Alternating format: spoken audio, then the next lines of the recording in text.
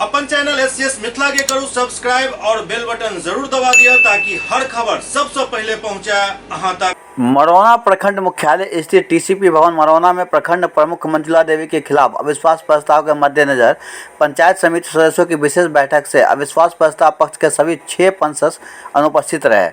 प्रावधान के मुताबिक प्रखंड प्रमुख के खिलाफ अविश्वास प्रस्ताव खारिज हो गया और प्रखंड प्रमुख अपनी कुर्सी बचाने में कामयाब रही। जानकारी के अनुसार आधा दर्जन पंचायत समिति सदस्यों ने अविश्वास प्रस्ताव से संबंधित आवेदन गत 2 जनवरी को प्रखंड प्रमुख व कार्यपालक पदाधिकारी सह मरौना बीडीओ एवं संबंधित पदाधिकारियों को सौंपा था।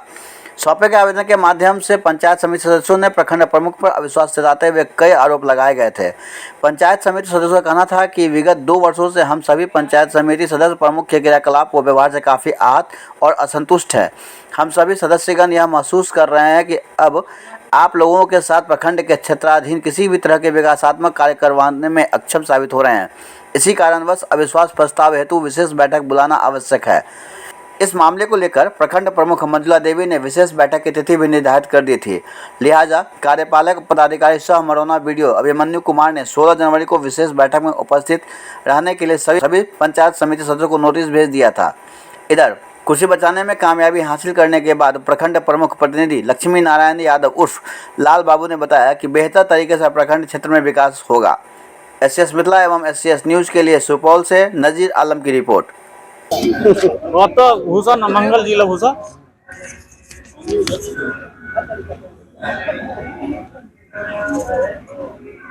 पीछे नहीं गुजा गुजा ना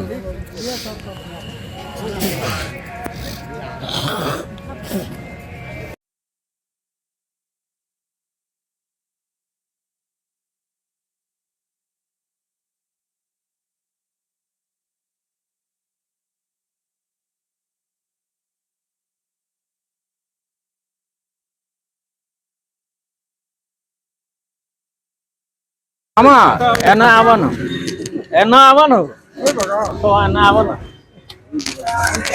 सदस्यों द्वारा पंचायत समिति के थे उनके द्वारा अभियावेदन दिया गया अविश्वास प्रस्ताव हेतु, जिसको तत्काल माननीय प्रमुख को सूचित किया गया अगले दिन।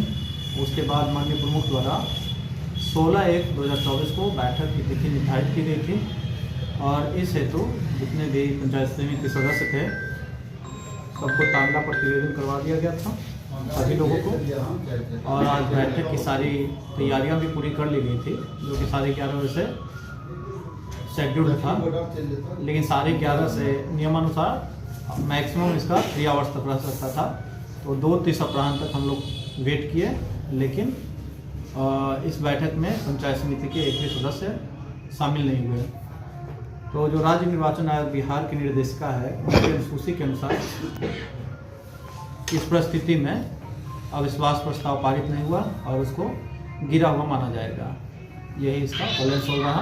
और संबंधित जो राज्य निर्वाचन आयोग की जो डायरेक्शन है कि प्रपत्र 2 में घर का सारा डिटेल्स जिलाधिकारी को भेजना होता है, तो सूचित कर दिया गया है उनको।